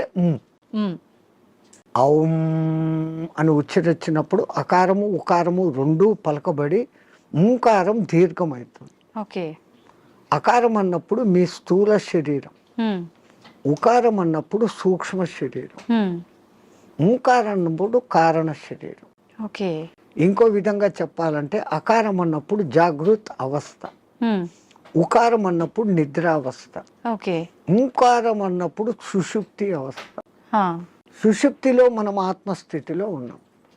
మేలుకొని ఆత్మస్థితిలో ఉండేదానికి పరమాత్ముడు మనకి ఇచ్చిన అత్యంత గొప్పది, విశ్వమంతా వ్యాపించి ఉన్న శబ్దం ఏదైతే ఉందో అది ఔంకారం. ఓంకారం కాదు, ఔంకారం. అయితే మనం ఇప్పుడు మీరు చెప్పినట్టుగా చూస్తే ఎవ్వరం కూడా కరెక్ట్గా దాన్ని పలకట్లేదనే చెప్పాలి, సాధన చేయట్లేదనే చెప్పాలి. మరి అక్కడే గురువులు చెప్పేది ఈ వివరమంతా చెప్పి, ఒరే నైనా ఇట్లా ఉచ్చారణ చేయన్నప్పుడు విశ్వమంతా వ్యాపించున్న ఆ శబ్దంతో మన శబ్దము అనుసంధానం అవుతుంది. ఓకే. సైంటిస్ట్ ఇప్పుడు రికార్డు చేశారు, సూర్యుడిని చూస్తున్న శబ్దము ఔం ఔం అని ఉంది, గెలాక్సీ సౌండ్ ఔం అని ఉంది, భూమి తిరిగే వేగపు సౌండ్, గ్రహాలు తిరిగే వేగపు సౌండ్ వేరే వేరే విధంగా వినపడుతున్నాయి, కానీ అంతంగా ఔం ఔం అన్న శబ్దమే ఉంది. సో దాన్ని ఇట్లా అట్టాడు చేసినప్పుడు ఔం ముక్కుల ద్వారా వదులుతున్నాం, మనం చేసేది ఓ అంటున్నాం నోటి ద్వారా. ఓడ, అవును, అవును అనేది రావడం లే. అవును అనే దాని పక్కన శూన్యం పెట్టినప్పుడు ఔం. అకార ఉకార మకారాలు మూడు పలకపడతాయి. ఇక్కడేం జరుగుతుంది, ఓ అంటున్నాం, నోటి ద్వారా గాలిపోతాం. సో మనం పూర్ణ ఫలితం పొందలేదంటే చిన్న పొరపాటు అక్కడ ఉంది. అది ఎందుకు అంత రహస్యంగా పెట్టి గురువులు శిష్యులకే చెప్పినప్పుడు దాన్ని అర్థం తెలుసుకొని వాడు చేస్తున్నాడు. అందరికీ చెప్పాలా అంటే దానికి అర్హత ఉండాలి, ఆ ప్రాప్తత ఉండాలి. కానీ ఇప్పుడు అది కూడా మేము బహిరంగంగా అందరికీ చెప్తున్నారు. నైనా మీరు చేసుకునే వాళ్ళు పూజలు చేసుకునేటప్పుడు ఇట్లా చేసుకోండి, సామూహికంగా అర్చేయండి. అది అలవాటు అయిపోయింది, రాదు. అందరూ ఔం అని ఎక్కడా పలకరు. మనం ఒక్కళ్ళం అక్కడ అందరూ ఓం నమ శివాయ అంటే మనం ఒక్కళ్ళం ఇక్కడ ఓం నమ శివాయ అన్నామంటే డిఫరెన్స్ అయిపోతుంది. మనమే తప్పు చేస్తున్నామేమో అనేటట్టుగా స్వరం మారిపోతుంది, వాళ్ళందరూ మన దిక్కు చూస్తుంటారు. సో మనము ఇంట్లో కూర్చొని ప్రత్యేక సాధనలు చేసేటప్పుడన్నా కనీసం ఎక్కడ ఏది ఉచ్చరించాల్సి వచ్చినా ఔం అని ఉచ్చరించండి, ఓం అని కాదు. ఇంకా సామూహికంలో తప్పడం లేదు. 10 మంది కూర్చొని శివ సహస్రనామము అష్టోత్తరము ఏదో ఒకటి చేస్తాం. ప్రతి దానికి ఓం నమ శివాయ, ఓం శంభవైతే నమో, భయోశ్వరాయతే నమో, నిధనపతి నమో, నిధనపతాంతకాయ నమో, వీటన్నిటికి ముందు ఓం ఓం అంటారు. ఓం ఓం అంటాం. మాకు ఇదే అలవాటు అయిపోయింది, ఓం ఓం అని అంటాం. ఓం అనేది మా నోట్లో రాదు. నిజంగా అంటే మనం పలకాల్సిన మంత్రం ఏదైనా తప్పు పలుకుతున్నాము అంటే దానివల్ల మనకు ఫలితం కలగకపోగా దోషం కలిగే అవకాశం ఉంటుందా స్వామీజీ? దోషము అని అంటే సైంటిఫికల్ గా మీకు నేను చెప్పాలంటే ఇప్పుడు ఈ షట్చక్రాలు అనేది పెటల్స్ తో ఉంటుంది. మూలాధారం 4 పెటల్స్ దళాలు, స్వాధిష్టానం 6, మణిపూరకం 10, అట్లా 10, 12, 16, 2, 50 అక్షరాలు దాంట్లో నిక్షిప్తమై ఉంటాయి. వర్ష అనేది మూలాధారంలో, పాప బాబమ్మ అనేది అట్లా ఒకటి వేరేగా ఉంటాయి. ఈ మంత్రం ఒక రిథమాటిక్ గా చదివినప్పుడు మీరు పియానో మీద అది అడ్డదిడ్డంగా కొడితే సరిగ్గా రాదు. వాడు వాయించాల్సిన రీతిలో వాయించినప్పుడు సుమధురంగా వస్తుంది. ఇట్లా ఈ మంత్రం కూడా ఆ లెహర్ చదివినప్పుడు ఈ పెటల్స్ కదులుతాయి. ఆ పెటల్స్ కదిలినప్పుడు ఆ చక్రం కంట్రోల్ చేస్తున్న మీ ఇన్నర్ ఆర్గాన్స్. మూలాధారము పెద్ద పేగును కంట్రోల్ చేస్తుంది. స్వాధిష్టానము చిన్న పేగులను, యూరినరీ బ్లాడర్ ను, రీప్రొడక్టివిటీ ఆర్గాన్ ను చేస్తుంది. మణిపూరకము డైజెషన్ సిస్టము, చిన్న పేగులు ప్లస్ అన్నాశయము వీటిని కంట్రోల్ చేస్తుంది. అట్లా ఏ అంగాలను అవి చేస్తుందో ఆ జరిగే వైబ్రేషన్స్ ఆ అంగాలను శక్తివంతంగా ఆరోగ్యవంతంగా చేస్తాయి. ముందు మంత్రాలలో ఉన్న అర్థం ఇది. అందుకనే వాళ్ళు స్వరము ఇట్లా పలకాల ఇట్లా చేయాలని వేదం అందరూ చదవలేము అంటే కారణం ఓ గురువు దగ్గర 12 ఏళ్ళు నేర్చుకుంటే ఒక్క ఋగ్వేదం వస్తుంది మీకు. ఒక్కొక్క వేదం నేర్చుకునేకి 12 ఏళ్ల కాలం సుస్వరంగా. ఇప్పుడు అనేక మంది పాపం వేద పాఠశాలలు పెట్టి మళ్ళీ మన పూర్వ సంస్కృతి ఇంత గొప్పదన్న సంగతి తెలుసుకుని ఎట్లా చేస్తే బాగుంటుంది ఏమన్న సంగతి మీద పోతున్నారు. వేదం అంతా సైన్స్ అమ్మా, ఊరికే ఏది చెప్పలేదు. సంధ్యావందనం చేసే దగ్గర నుంచి సైన్స్. ఇప్పుడు వీళ్ళు చేసే సంధ్యావనం తప్పు పట్టడం కాదు. పాతకాలంలో వాళ్ళు ఏం చేశారు, నదిలో వక్షస్థలం లోతు నీళ్లలో నీటికి ఎదురు ప్రవాహానికి నిలబడి ఓ చెంబుతో నీళ్లు తీసుకొని ఆ సూర్యుని దిక్కు పెట్టి ధారగా వదిలేవాళ్ళు. ఎప్పుడైతే ఒక మనిషి ఇంత లోతు నీళ్లలోకి పోతాడో అపాన వాయువు ఆటోమేటిక్గా పైకి వస్తుంది. మామూలు నీళ్ల తొట్టిలో ఒక ఎంటీ చెంబును ముంచండి, ఎంత ప్రెషర్ వస్తుంది, లోపల గాలి పైకి రావాలని చూస్తూ ఉంటాం. అదేమో ఇంత చెంబు, ఎంతో బలం ఉపయోగించాలి. సో ఈ అపాన వాయువు పైకి వస్తుంది. మనం చెంబు నీళ్లు తీసుకొని అన్నప్పుడు ప్రాణవాయువుని తీసుకున్నాం. ప్రాణ అపాన సమాయక్తం పచాన్యన్నం చతుర్దినం అని భగవద్గీతలో చెప్పిన ఆ ప్రాణ అపాయాల సమ్మిళనం జరిగి శరీరంలోని స్థూల సూక్ష్మ కారణ శరీరాలకు ఆ శక్తి పోతుంది. ఆ ధార అట్లా వదులుతున్నప్పుడు సూర్యకిరణాలు ఆ ధారలో నుంచి ఫిల్టర్ అయ్యి వచ్చి ఇట్లా పెట్టి పోసేటప్పుడు సరిగ్గా మన షట్చక్రాలు ఉంటాయి. ఆ ధార మన ఎదురుగా షట్చక్రాల దగ్గర పడతా ఉంటుంది. ఆ కిరణాలు ఆ ఈ ధారలో నుంచి ఫిల్టర్ అయ్యి మన షట్చక్రాలకు కావాల్సిన కిరణాలను అందిస్తుంది. సూర్యుడిలో అనేక కిరణాలు ఉన్నాయి. సహస్ర కిరణుడు అని ఆయనకు పేరు. 1000 రకాల కిరణాలు ఉన్నాయి. ఒక్కొక్క కిరణం ఒక్కొక్క పని చేస్తుంది. ఆ పని చేయడం కూడా 12 నెలలలో ఒక్కొక్క నెలకు ఒక్కొక్క విధంగా చేస్తుంది. అందుకనే ద్వాదశాదిత్యుడు అని పేరు పెట్టారు. ఉన్న సూర్యుడు ఒక్కడైనా ఒక్కొక్క నెలలో ఆయన మార్పులు చెందుతూ ఆ కిరణాల ప్రవాహం ఇస్తాడు. ఇప్పుడు ఈ విధంగా సంధ్యావందనం చేసినప్పుడు రావాల్సిన గుడ్ కిరణాలు మనలోకి వచ్చి ఆరోగ్యం బాగుంటుంది. చక్రాలు నీట్ గా యాక్టివేట్ అవుతాయి. అసలు గాయత్రి మంత్రం 24 అక్షరాలు చదివినప్పుడు మన 24 తత్వాలు శుద్ధీకరణ. అవన్నీ వైబ్రేషన్ వర్డ్స్. శబ్దం వైబ్రేషన్ క్రియేట్ చేస్తుంది. పెద్ద పెద్ద సైంటిస్టులు ఇప్పుడు నిరూపణ చేస్తున్నారు. పలకాల్సిన రీతిలో ఓంకారం పలుకుతే అది దూరంగా స్క్రీన్ మీద మీకు గొప్ప శ్రీచక్ర యంత్రాన్ని చూపించింది. ప్రూవ్డ్. ఇంకొన్ని మంత్రాలు చదివినప్పుడు ఇంకొన్ని డిజైన్లు వచ్చినాయి. అవన్నీ ఏది మన పూర్వీకులు యంత్రాలు అని గీస్తారే. ఈ గ్రహానికి ఇట్లా గీయాలి, ఇట్లా పెట్టాలి, ఇంత చకోరాలు, ఇంత వృత్తాలు అని. అదంతా ఏమంటే ఇది శబ్దశాస్త్రము రేఖాశాస్త్రాన్ని అనుసంధానం చేసి వాళ్ళ శబ్దోత్పత్తి ఈ వైబ్రేషన్స్ ఇట్లా క్రియేట్ అవుతాయని వాళ్ళకి తెలుసు. అందుకని ఆ రిథీమ్గా పలికినప్పుడు ఆ ఫలితాలు వస్తాయి. స్వామిజీ, నేనే గాయత్రి మంత్రంకి సంబంధించి అడుగుదాం అనుకున్నా, మీరే ఆ టాపిక్ తీసుకొచ్చారు. గాయత్రి మంత్రం ఆడవాళ్ళు చదవటానికి పనికిరాదు అని చెప్పి 100% చదవచ్చు. మంత్రము సూర్యుడిదైన అధిష్టాన దేవత అమ్మ గాయత్రి దేవి 5 ముఖాలతో ఉన్న మహాతల్లి అని మనం చెప్పుకుంటాను. అట్లాంటప్పుడు స్త్రీ చదవకూడదని ఎక్కడుంది? ఇదే విషయమై పండిత శ్రీరామ శర్మ అనే మహానుభావుడు, ఆయన ఉత్తరప్రదేశ్లో ఉండేవాడు, 24 ఏళ్ళు సంవత్సరానికి 24 లక్షల గాయత్రిని చేస్తూ ఉపాసన చేస్తే ఆయనకు ఆ తల్లి తాను ఉన్న ప్రదేశం, విశ్వామిత్రుడు తపస్సు చేసుకున్న ప్రదేశాన్ని చూపిస్తే అక్కడ పోయి ఈ అఖండ జ్యోతిని పెట్టి నిత్యము గాయత్రి యజ్ఞాలు చేస్తూ ఆడవాళ్లకు యజ్ఞోపవీతాలు వేస్తూ గాయత్రి ఉపదేశం చేసేవాడు. అప్పుడు కొంతమంది ఉత్తరప్రదేశ్ బ్రాహ్మణ్స్ ఆయన మీద కోర్టులో కేసేసినారు. నువ్వు వేదాన్ని భ్రష్టు పట్టిస్తున్నావు, మా సదాచారాన్ని భ్రష్టు పట్టిస్తున్నావు, వేదాలు గాయత్రి మంత్రం చదవకూడదు.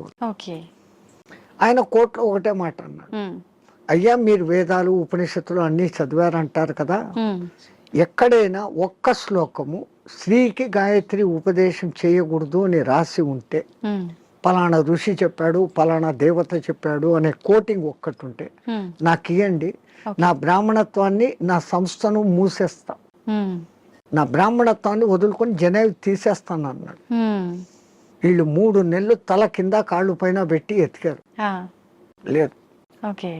ఎందుకు స్త్రీకి లేదు అన్నారంటే ఆమెకు కుటుంబ బాధ్యతలు ఎక్కువ, ఈ మాసికంలో వాళ్ళకు ఈ పీరియడ్ కొంచెం ఇబ్బందికరంగా ఉంటుంది. అప్పుడు ఆ అనుష్ఠానం ప్రకారం కనీసం న్యాయంగా గాయత్రి చేయాలంటే 24 ముద్రలు వేస్తూ, ఒక్కొక్క ముద్ర వేస్తూ ఒక్కొక్కసారి గాయత్రి 24 అక్షర గాయత్రిలన్నా చేయాలి. మళ్ళీ దాంట్లో 3 రకాలు ఉన్నాయి. ఒక్క గాయత్రి త్రిపద 8 అక్షరాలతో ఉండాలి. అది అనుష్ఠుప్ ఛందస్సు అని ఇంకోటి ఉంది 32 అక్షరాలు, అది 4 పాదాలు ఉంటుంది, అది కూడా 8వ అక్షరాలుగానే వస్తుంది. అదంతా ఒక రహస్యం. మళ్ళా నవార్ణవ గాయత్రి అని ఒకటి ఉంది, అది చేయాలంటే అమ్మవారి నవార్ణవం అనే పూజలు ఎట్లా చేస్తామో దాంట్లో 9 ఔంకారాలు వస్తాయి. అవి ఎట్ట పట్టాలా, ఏది చేయకూడదు, అది బహిర్గతం చేయని విద్య. గాయత్రి అంటేనే రహస్యం అంటారు. కానీ ఆ మహానుభావుడు అది అందరికీ అర్హత కలిగించాడు. కుల మత భేదం లేదు, ఎందుకంటే అది మంత్రం సూర్య మంత్రం. ఆ పండిత శ్రీరామ శర్మకు కుడి భుజంగా ఉన్నవారే రామకృష్ణ మహానుభావుడు, ఆయన కూడా ఇదే చేశాడు. ఆ గాయత్రి దీని మూలంగా ఆ మహానుభావుడు అంత శక్తిమంతుడే పండిత శ్రీరామ శర్మకు తగిన శిష్యుడు అని పేరు తెచ్చుకున్నాడు. ఆ మహానుభావుడే చేరదీసి బాగా దగ్గరుండి చేసిన వాడే మీకు ఇప్పుడు బాగా ప్రసిద్ధుడైన మారెళ్ళ రవిశాస్త్రి. ఆ పరంపర అట్లా వస్తుంది. అదంతా పండిత శ్రీరామ శర్మ దయ. స్వామి, దైవాన్ని నమ్మటం వల్ల, పుణ్యక్షేత్రాలకు తిరగటం వల్ల మనశ్శాంతి అనేది లభిస్తుందంటారా? 100%. అసలు మీరు పోవడమే ఆ ఇంటెన్షన్. కాశీకి పోతే నాకేదో పుణ్యం వస్తుంది, ఆడ ఏదో వదిలిపెట్టేస్తానే సెంటెన్స్ కాదు అది. కాశీలో 12 జ్యోతిర్లింగాలలో విశ్వనాథుడు అక్కడ ఉన్నాడు, విశ్వానికి ఆయన నాథుడు. ఆ క్షేత్రానికి పోయి ఆయన నామస్మరణ కొంచెం సేపు నేను చేయటం మూలంగా నాకు ప్రశాంతత దొరుకుతుంది అని ఫస్ట్ మీలో విశ్వాసం కలిగినప్పుడు అక్కడున్న అన్నపూర్ణ అనుగ్రహము కలుగుతుంది. ఆ బేడి ఆంజనేయ స్వామి కరుణ, గణేష్ పండు మహారాజ్ది అందరిది దొరుకుతుంది. అందుకే ప్రతి ఒక్క రుచిముని అక్కడ స్థాపించిన లింగాలు ఉన్నాయి. 3000కు పైన గుళ్ళు ఉన్నాయి కాశీలో. శివునికి ఇష్టమైన ప్రాంతం అది. భూమి అంతా మునిగిపోయినా గానీ త్రిశూలం పైన నిలబెట్టి ఉంటాడు అని చెప్పబడిన ప్రసిద్ధ క్షేత్రం. కాశీ కాశీ అంటూ కాశీకి పోకుండా చచ్చిపోయినా కాశీకి పోయినంత పుణ్యం కలిగే క్షేత్రం అదొకటే. మిగతా క్షేత్రాలకు పోతానని ముక్కుబడి పెట్టుకొని పోకుండా పోతే ఏదో ప్రమాదము, వానికి శిక్ష ఉంది. కాశీ విషయంలో అలా లేదు. అంతటి గొప్ప అక్కడికి వచ్చింది అంటే ఒకటి ప్రజల విశ్వాసము, అక్కడ తపస్సులు చేసిన వాళ్ళ యొక్క శక్తి ధార పోయడం అనేది ఆ ప్రాంతానికి ఆ ప్రసిద్ధత వస్తుంది. భూమి అంతా ఒకటే అయినప్పటికీ సులభమైన ఉదాహరణ, ఇప్పుడు ఎండాకాలం కాదు, మామూలు చిన్న ఎండ ఉన్నప్పుడు ఒక భూతద్దం తీసుకొని వచ్చి పేపర్ మీద పెడితే అది కాలుతా ఉంది. ఆ భూతద్దం నుంచి కిరణాలు కాన్సన్ట్రేషన్ అట్లా విశ్వశక్తి కాన్సన్ట్రేషన్ ప్రదేశాలు కొన్ని, అవి పుణ్యక్షేత్రాలు, తీర్థక్షేత్రాలు, ఓకే, తీర్థయాత్రలు. తీర్థం అంటే నీళ్లు. ఆ నీళ్లు ఎన్నో కొండల నుంచి ఆ ఖనిజాలను రాసుకొని దానిలో తీసుకొని చెట్ల వేర్ల ద్వారా ఆయా మూలికల శక్తిని తీసుకొని అవి రావటంతో ఆ నీళ్లు తాగితే శుభం. ఆ నీళ్లలో స్నానం చేస్తే స్కిన్ డిసీజెస్ పోతాయి. ఓకే. సో అది నీళ్ళ శక్తి, తీర్థయాత్రలు, పుణ్యక్షేత్రాలు అని పెట్టారు. స్వామి, ఇందాక మీరు స్టార్టింగ్ లో అన్నారు కదా, చాలా మంది అంటుంటారు కాశీకి వెళ్ళినప్పుడు మనం ఏదో ఒకటి నచ్చింది వదిలిపెట్టి రావాలి అని చెప్పి చాలా మంది నమ్ముతుంటారు. అసలు నిజంగా ఎవరికి నచ్చిన దాన్ని వాళ్ళు వదిలేసి రావాలా? అసలు వదిలేయాల్సిన ఏంటి? అవును, నేను ఇట్లే చెప్తే ఒక ఆయన నాతో అన్నాడు, అవును స్వామి మీరు చెప్పినట్లే ఖచ్చితంగా వదిలిపెడతాను, మా నానమ్మ మా ఇంట్లో ఉంది, ఆమెను తీసుకెళ్తా కాశీకి, ఆమెను వదిలేస్తాను అన్నాడు. అది కాదు, మనకు అత్యంత ఇష్టము ప్రేమ కలిగిన పదార్థము తినేది కావచ్చు, మనం 24 గంటలు దాన్ని చూసి ఆనందించే వస్తువు, కానీ దాన్ని అక్కడ వదిలేసి ఇంకా దాన్ని తలుచుకోకుండా ఉండగలమంటే మన మనస్సు మీద మనం నియంత్రణ సాధించడం. మైసూర్ పాకు మీరు అక్కడ వదిలి వచ్చారమ్మా, మీకు బాగా ఇష్టం, ఇక్కడికి వచ్చిన 10వ రోజు 12వ రోజు ఎవడో పార్టీ పెట్టాడు, ఆడ మైసూర్ పాకు చూడంగానే ఈ కండ్లు మీకు ఆర్డర్ ఇస్తుంది, ముక్కు ఆ మైసూర్ పాకను పట్టేస్తుంది, నాలుక నీళ్లు ఉడతాయి, నేను కాశీలో వదిన నోర్మోయ్ నేను తినాను అంటే మీ మీద మీకు మెల్లగా కమాండ్ వచ్చింది, కనీసం ఆ భయంతోనన్నా. అట్లా కాశీలో వదలడం మూలంగా మీలో ఆత్మస్థైర్యత అనేది పెరుగుతుంది. అది బ్యాక్ రీజన్. కానీ ఏదో ఒక రీజన్, చాలా మంది రకరకాలుగా అనుకున్నా కూడా దాన్ని అయితే నమ్ముతూ వస్తున్నారు ఇప్పటికీ. వెనకల కారణం ఇది అని మీకు తెలుసుకోవడం. అవును, అక్కడ మీకు ఆత్మస్థిరత, ధైర్యము అనేది పెరుగుతుంది. Self confidence, I can able to do this without that. అది లేకుండా నేను ఉండలేను అన్న వాళ్ళు, అది లేకుండా ఎదురుగా కనపడుతూ కూడా అది లేకుండా ఉండగలిగిన స్థితి అంటే మీలో ఎంతటి స్టెబిలిటీ వచ్చినట్లు. అది ఆత్మస్థైర్యం. మన పూర్వీకులు ఏది చేసినా అంత ఆలోచనతో. నీలో ఆత్మశక్తి పెరగాలంటే నీకు అత్యంతగా ఇష్టమైంది అక్కడ వదలాలి. ఎందుకంటే ఆ కాలంలో కాశీయాత్ర జీవితంలో ఒక్కసారి. అవును, ఆ 1000 కిలోమీటర్లు నడిచిపోయి మళ్ళీ వెనక్కి వస్తాడు. కాటికి పోయినవాడు కాశీ, అదేమో సామెత ఉంది మీ దాంట్లో, కాశీకి పోయినవాడు కాటికి పోయినవాడు ఒకటి అని. అవును, మళ్ళీ తిరిగి రారు అని చెప్పి. ఆ కాలం అట్లుంది, అడవులలో పోవాలి, దారిలో జంతువులు, వాతావరణం మారిపోవచ్చు. అవును, ఇన్నిటినీ తట్టుకొని అక్కడికి పోయి మళ్ళీ రాగలిగినాడంటే వాడు దేవునిగా పూజించేవాడు. రెండవది, వాడు వచ్చేటప్పటికి అక్కడ కాశీలో నేను పలానా వదిలేసి వచ్చాను మోనుకున్నాను అన్నప్పుడు వాళ్ళలో ఇక్కడ ఆత్మశక్తి పెరిగి వాడు ఇక్కడ ఎవరికి ఏ మంచి మాట చెప్పినా అది జరిగిపోతుంది, వాక్ శుద్ధి వస్తుంది. So when you develop your confidence you can able to do anything. So to develop your confidence అక్కడ పోయినాక ఒకటి వదిలిన వాళ్ళు బెనిఫిట్ పొందుతారు.